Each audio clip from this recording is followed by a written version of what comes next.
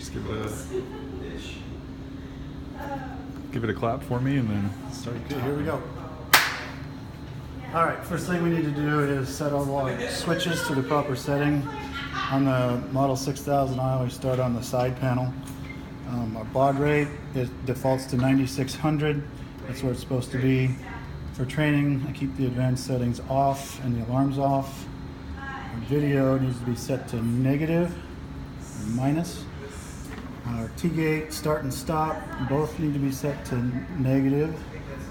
Pulsar with a small transducer, you want it on medium or low. If you put it on high, you're going to end up burning out the transducer.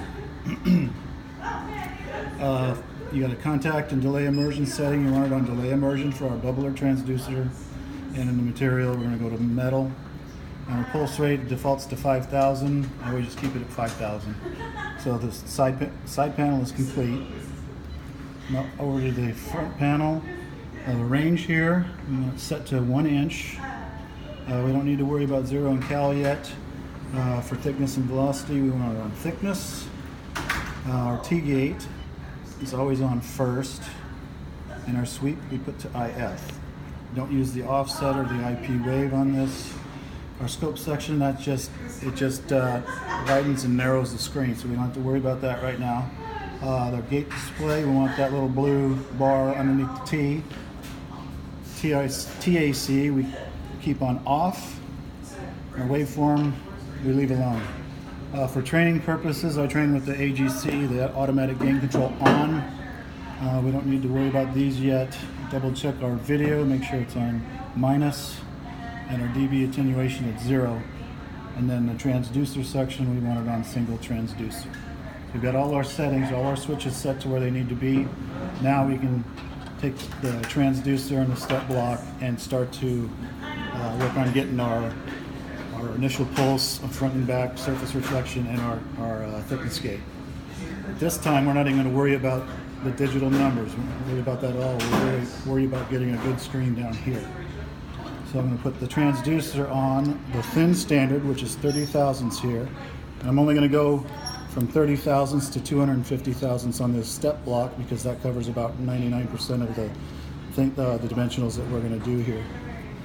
So now I've got it on the thin standard of 30 thousandths, and I'm looking at the screen here and I'm trying to get a good initial pulse and front and back surface reflection. So our initial pulse is which way? The initial pulse is going to be the very first line. And so what I'm going to do is, the first thing I do is with all our machines here, our damp is usually, this one's at 366 ohms. I usually turn it down to about 40 or 50. So that seems to work the best for all of our machines here. So I'll turn it down somewhere around there. And now I'm going to go to my IP, my initial pulse button. And what I do is I know where my number here, just as a reference. I'm going to start turning this knob and just look for changes here.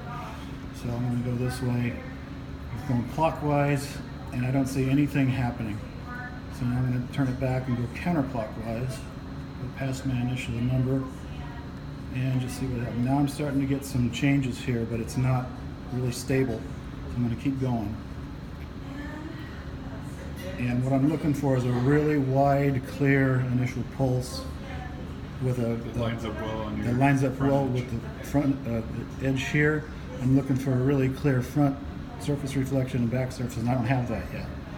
Plus, my gate is set a little too far, but I'm going to keep going on my IP right now to try to get at least my first initial pulse and front surface looking good. By looking good, you mean aligned? Aligned and vertically. Wide, yes. Aligned. Thank you. Okay. All right. So keep going. You're just dialing that thing back on a fine setting. Yeah. So we'll get there here in just a second. Okay, so now I'm seeing some more changes, so I want to slow down a little bit. Now, right there, see how it kind of cleaned up? A lot of those lines went away. You've got a distinct. I've got a real clear initial pulse here and front surface reflection. And I'm assuming that's the back surface reflection. So my gate is set too far clockwise. So in order to change that, you use your IF. Your IF controls your gate here.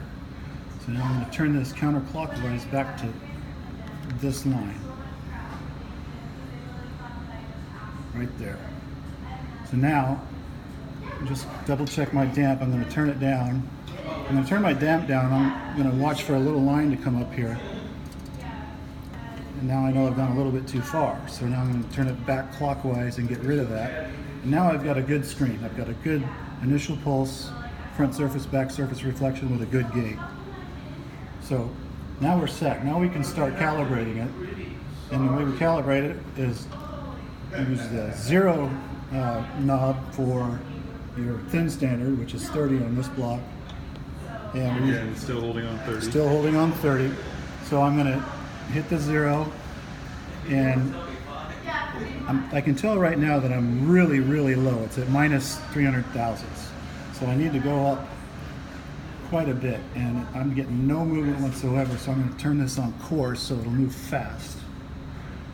And you can see these numbers coming down. You'll see a 0 come across here pretty soon. As soon as that 0 lines up with that initial pulse, you're going to start seeing a number here. So here we go. It's almost there. There we go. I'm going to turn it to fine. Slow it down a little bit. Maybe not fine yet. There we go. Now I got it fine. So bring that up to 30 or so. Now I'm going to go to Cal. Whoops, not that. Cal. I'm going to go to 250, the thick standard. And I'm going to double check. I can't see my back surface, so I'm going to double check that by using my sweep adjust. Pull it back, and there it is. So now I go to Cal. Cal. And I'm going to turn that up. And go to coarse on that one too. Back to fine. Fine tune it.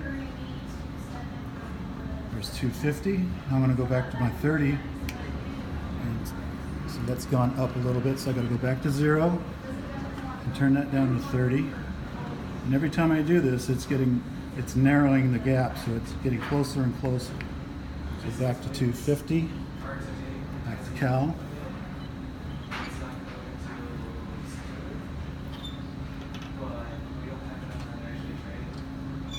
Back to my 30.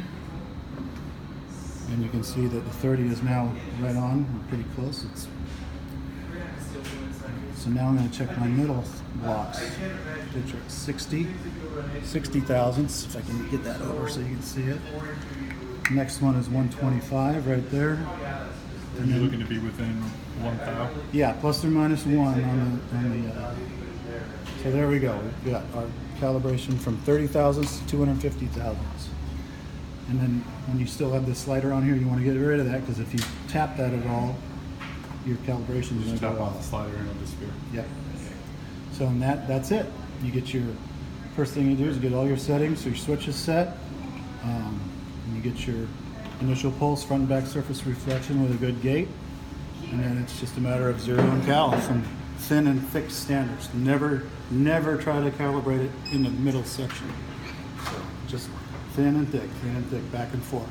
And each time you do it, it's getting closer and closer and closer.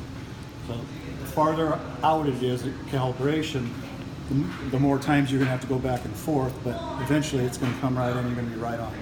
Great.